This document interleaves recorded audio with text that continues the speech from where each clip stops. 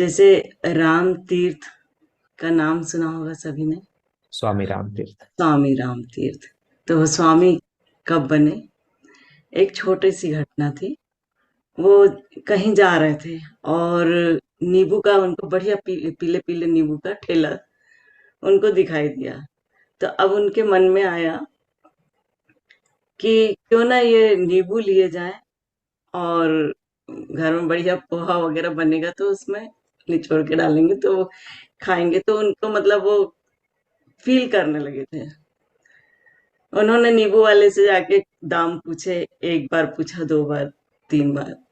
नींबू वाले को समझ में आया इन्हें लेना तो नहीं है। फिर उन्होंने कहा नहीं, अच्छा एक नींबू ले लेते हैं। नींबू लेकर के गए, बढ़िया सोचते हुए जा रहे थे कि अ, घर में पोहा बना है, उसमें बढ़िया नींबू वीबू निचोड़ करके डाल करके खाएंगे। और मतलब मुंह में पानी आ गया, जैसे जनरली आ जाता है।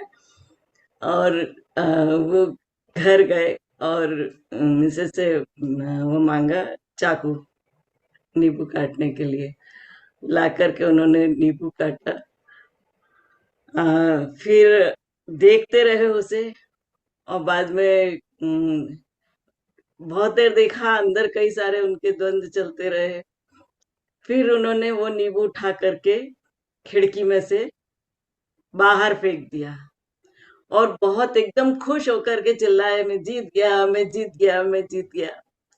तो अंदर से उनके मिसेज आई और उन्होंने कहा, क्या जीत गया, क्या जीत गया? क्या आज राम तीर्थ जीत गया?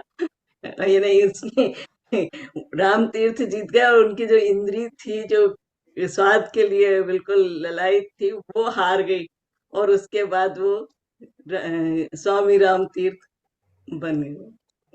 तो ये एक छोटी सी घटना मुझे अ, अभी हाल याद आई। तो वही है कि अभी हमारे साथ भी यही सब होने वाला है। जैसे जैसे ठंड बढ़ेगी वैसे वैसे हमारा शरीर आराम मांगता जाएगा। लेकिन हमारे को अपनी इंद्रियों को जीतना है, तभी हम आगे बढ़ पाएंगे, अपने आप को पहचान पाएंगे। क्योंकि हमारे अंदर बहुत सारी दिव्य शक्तियां छुपी हुई हैं।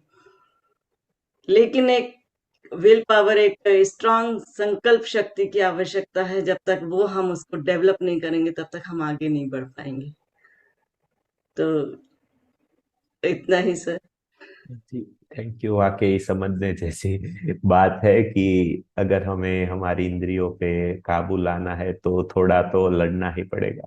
लेकिन उससे एक और स्टेप आगे है। जैसे हमने मानो कि नींबू खाने का मन है, लेकिन इंद्रियों से जीत के उस नींबू को फेंकने से पहले का एक स्टेप ये है कि चलो कोई बात नहीं, एक बार खा लेते हैं। हम जितना सोचते हैं ना इसमें से इतना एंजॉय आएगा, लेकिन वो उतना आता नहीं है। हमको लगता है कि बस अगर ये मिल गया ना तो जैसे हमें भगवान मिल जाएगा, हमें सब कुछ मिल जाएगा। तो एक आध बार खा के देख भी लेना है ताकि हमें उसका ज्ञान मिल जाए कि हाँ भाई ठीक है, नॉर्मल ही है। एक बार हमने खा लिया तो दूसरी बार जब अगर हम कॉन्शियस रहते हैं, प्रेजेंट में रहते हैं ना, तो अगली बार जब भी वो नींबू सामने आएगा तो उतना वो हमें उसका वो नहीं रहेगा, क्रेविंग नहीं रहेगा। तो अपने आप वो हम इंद्रियों के ऊपर हमारा ज्ञान भी हो जाएगा और उसको जान भी लेंगे। जैसे कि एक आध बार हमारा सोने का मन करे तो एक आध बार सो लिया, लेकिन सो के देख लिया कि चलो भाई हम जितना वो समझते थे उतना मजा रियल में वो नहीं, वो इतना आता है। सोने की बात एक अलग है, लेकिन बाकी जो भी चीजें है उसको अगर कॉन्शियसली हम उसको चीज को एक बार करके आगे बढ़ जाते हैं तो तुरंत हमारा जो इंटरनल नॉलेज ज्ञान होता है वो हम ले लेते हैं। तो ऐसे चीजों को बिना सप्रेस किए भी हम आगे बढ़ सकते हैं। तो बहुत ही अच्छी बात बताई, थैंक यू सो मच सीमा। नहीं तो सर, क्या है, नींबू का स्वाद ऑलरेडी लिया हुआ था ना।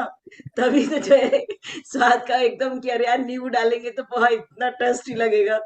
तो वो स्वाद लिए हुए थे, इस कारण उन्होंने उसको इंद्रियों को जीतने के लिए उसको फेंका कि ठीक है, आज मैं ये करके देखता हूँ, तब मैं आगे बढ़ पाऊंगा। तभी जी तो जी। स्वामी बने हो। लेकिन क्या होता मतलब है इंद्रियों के एक, स्वामी हाँ बन गए ना सर। हाँ हाँ, एक आध बार वो कॉन्शियसली हम ले लेते हैं ना नींबू का स्वाद, कॉन्शियसली मतलब एकदम वो भीतर से होश पूर्वक, तो इतना क्रेविंग बाद में कभी नहीं रहेगा। सभी चीजों का कुछ टाइम के लिए ही वो क्रेविंग रहता है, वो धीरे धीरे अपने आप, जैसे जैसे आप उनको जानते जाते हो ना, वैसे वैसे खत्म हो जाता है। मैंने अपनी लाइफ में ये देखा है, मतलब जितने भी जिस चीज का क्रेविंग करे उतना उस चीज को जान लिया ना, तभी आप उससे ऊपर उठ पाओगे, और अपने आप वो खत्म हो जाएगी बाद में, ऐसा। वो तो खैर है सही। जी। बिल्कुल, थैंक पर यू।